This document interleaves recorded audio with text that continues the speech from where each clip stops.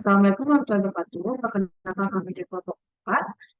Di sini kami akan membahas tentang lingkungan organisasi di PT Andila Agro Tbk. Bisa dilanjut, tidak?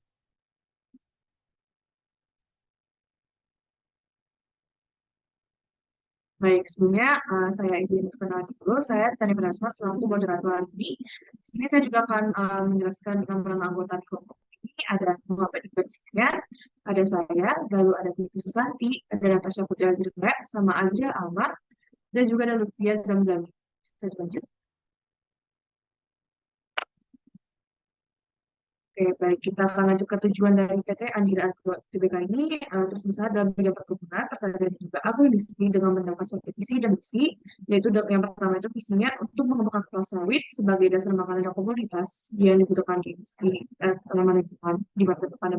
Dan juga misinya yang memperoleh keuntungan maksimum melalui perkembangan industri minyak sawit yang ramah lingkungan bersama dengan masyarakat sekitar. Untuk komponen sistemnya nanti akan dijelaskan oleh Iban, dipersilakan. Oke, selanjutnya ada komponen sistem. Yang pertama, tujuan. Tujuan adalah hal yang membuat semangat dalam menjalani aktivitas. Tujuan dari PT Andira Agro Tbk adalah berusaha dalam bidang perkebunan, pertanian, dan agroindustri. Inilah yang menjadi pemotivasi yang mengarahkan sistem. Yang kedua ada masukan. Masukan atau input dari PT Andira Agro Tbk adalah bahan baku, yaitu buah kelapa sawit itu sendiri. Yang ketiga ada proses. Yang pertama pengumpulan buah kelapa sawit, yang kedua perebusan buah kelapa sawit, yang ketiga perontokan buah kelapa sawit, yang keempat pemerasan daging buah, yang kelima penyaringan minyak, yang keenam pemisahan minyak dengan air, dan yang ketujuh pemurnian minyak.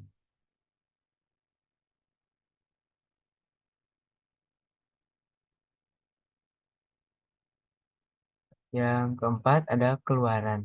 Output dari PT Andira Agro Tbk ini adalah produk minyak goreng. Yang kelima, ada batas. Terdapat beberapa batas atau bandari yang ada pada PT Andira Agro Tbk. Di antaranya, pada tenaga kerja pastinya diberikan suatu aturan kerja dan keterbatasan keterampilan tenaga kerja. Dan yang keenam, pengendalian, umpan balik, dan lingkungan. Yang pertama ada pemantauan tanaman, yang kedua pengendalian hama, yang ketiga pengelolaan pupuk, yang keempat pengelolaan lahan, yang kelima evaluasi produk, yang keenam penilaian berkelanjutan, yang ketujuh respon terhadap pertumbuhan, yang kedelapan lahan sawit, yang kesembilan sumber daya sawit, dan yang kesepuluh karyawan dan masyarakat.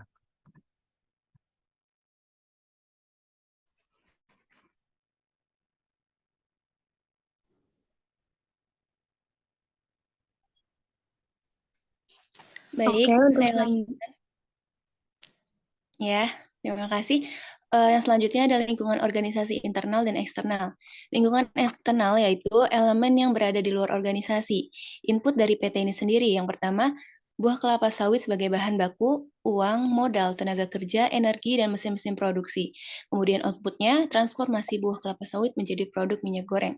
Kemudian, lingkungan organisasi internal dalam perusahaan ini mencakup struktur organisasi, budaya perusahaan, kebijakan, dan prosedur yang ada. Ini mencakup pengelolaan tenaga kerja, manajemen rantai pasokan, dan kebijakan berkelanjutan internal yang mempengaruhi operasi perusahaan.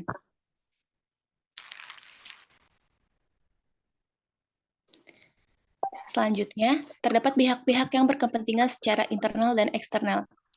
Adapun yang secara internal, yang pertama karyawan atau tenaga kerja, pemegang saham, dewan direksi, pimpinan perusahaan, staff office.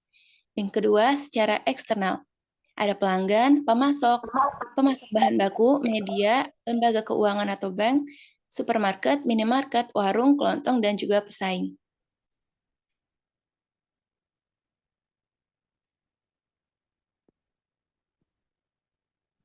Oke, untuk selanjutnya ada variabel sosial, ada demografis, meningkatnya jumlah populasi penduduk yang ada dapat dilihat dari angka kelahiran yang meningkatkan dan perubahan jumlah penduduk karena transmigrasi.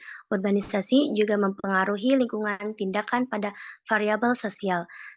Lalu ada gaya hidup, meningkatnya kesadaran masyarakat bahwa memasak sendiri di rumah lebih baik dan lebih sehat dibandingkan dengan membeli di luar, menjadi alasan peningkatan jumlah omset penjualan. Tetapi di era modern ini tidak sedikit juga masyarakat yang lebih memilih memakan makanan cepat saji. Hal itu tentunya membuat jumlah permintaan minyak goreng mengalami penurunan. Yang selanjutnya, nilai-nilai sosial. Jika dilihat dari perubahan sosial, dapat dilihat di antaranya masih banyak masyarakat yang tidak peduli saat memilih minyak goreng. Mereka hanya membeli berdasarkan fungsinya saja dengan tidak memperhatikan kandungan dari minyak goreng itu sendiri.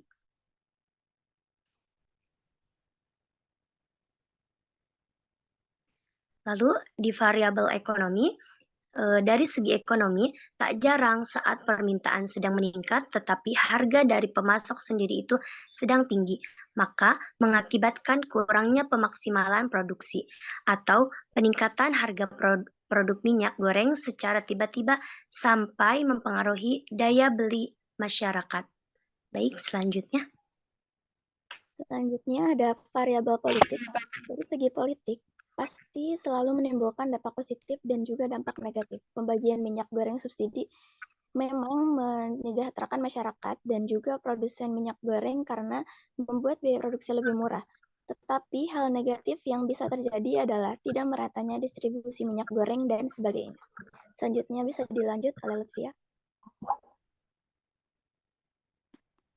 Baik, terima kasih. Selanjutnya yaitu variabel teknologi. Dalam segi teknologi, tentunya bila teknologi produksi, pemasaran, dan sebagainya sudah mengikuti zaman dan mengalami kecanggihan, maka dampak yang dapat dirasakan adalah kualitas produksi barang meningkat, pemasaran lebih mudah tersampaikan, branding lebih mudah disebarluaskan, kerjasama juga mudah terjalin, serta pemrosesan produksi menjadi lebih efektif. Selanjutnya saya serahkan kepada moderator.